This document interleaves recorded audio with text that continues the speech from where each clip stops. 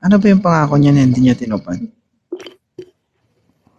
Yung mga pangako niya, lalo na sa ano, sa mama ko.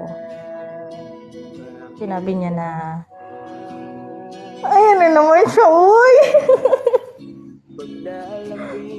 Hindi, kinausap niya kasi si mama. Sabi niya, uy, na kukunin niya ako, ganun. Na sa kanya na ako. Pero, Tapos, yun lang. Siyempre, hindi lang, buti sana ako sa akin lang, di ba? Sa akin lang sinabi. Nakausap niya yung ano yung family ko eh.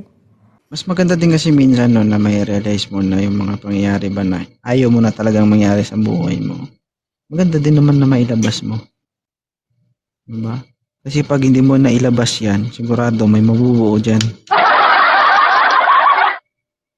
Diba? Ano ba Diba? yun? Ano bang mabubuo?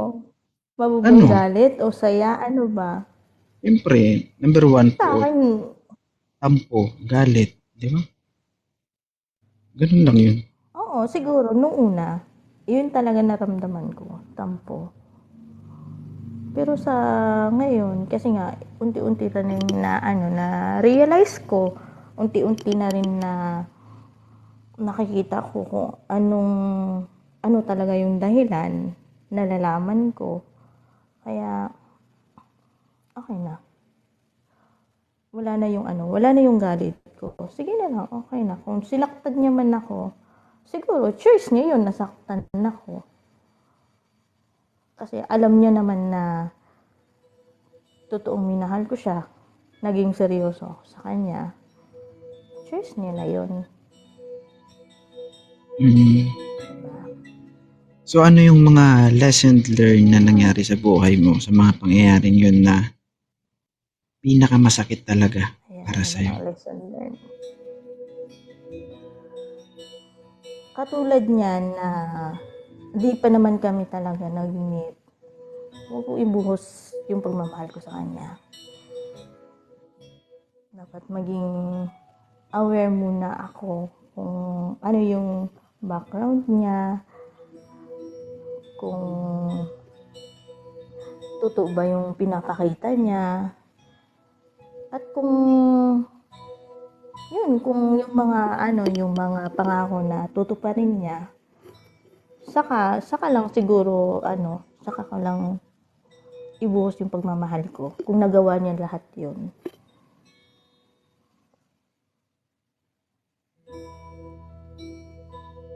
Yun yung natutunan ko. Kasi nga, diba, hindi pa naman kami nakikita. Tapos naibuhos ko na agad yung pagmamahal ko sa kanya.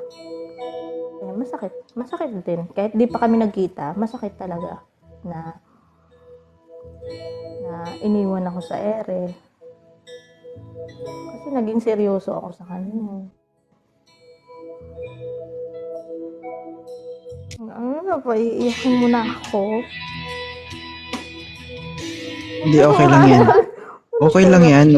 Okay lang yan na lumabas syempre, di ba? Alam mo kasi minsan kailangang ilabas yan kaysa naman na papasok ka sa isang relasyon na hindi ka pa totally healed, di ba? Tulad niyan, maraming taong willing pumasok sa buhay mo. Ngayon, kung may iniisip ka pa, tapos hindi mo pala nailabas lahat, hindi mo pa naibubuga lahat. Ngayon, meron ka pang puot, meron ka pang galit, meron ka pang tampo. Kawawa naman yung susunod na makakarelasyon mo, di ba? So, kailangan mo Ayun talagang nga, yun din ang i-heal. reason na kaya ayaw ko makipagrelasyon muna. Kaya ang point ko dito kung gusto mong ilabas lahat, yung galit mo, tampo mo, gusto mo umiyak, okay lang yan. Ako naman ay kung seryoso naman ang pag-uusapan, seryoso naman tayo syempre. Oo, kasi yun din yung isa sa yung napaparamdam sa akin. Ayun din naman sinabi ko sa kanya. Ayaw ko na parang gawin lang kitang panakip butas. Ikaw din naman ang kawawa. Ikaw din yung masasaktan. Kaya mas maigi na maging magkaibigan muna tayo sa ngayon. Ayaw ko naman ayaw ko din naman makasakit ng ibang tao. Lalo na yung alam mong minahal ka talaga. Diba? Hindi kaya madali na yung masaktan ka. Hindi madali yun. Lalo pag nalaman mong hindi ka pala talaga mahal ng isang tao.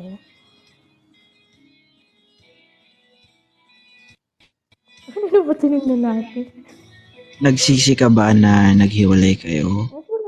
O nanghihinayang ka? Andun yung panghihinayang kasi ilang na rin kami. At saka minahal ko kasi kaya nanghinayang din ako. Tapos yung sa pagsisisi, hindi naman ako nagsisi na minahal ko siya. Kasi nung una kasi, syempre hindi ko naman alam na ganun pala. Diba? Hindi ko alam kung ano talaga yung reason niya. Ay, hindi naman ako nagsisi. Pero sa tampo, oo, nagtampo ako nung nalaman ko. Nung nalaman ko na ganun pala yung dahilan. Kaya niya ako iniwan sa ere. Nagtampo ako, syempre. Diba? Ginawa akong tanga eh.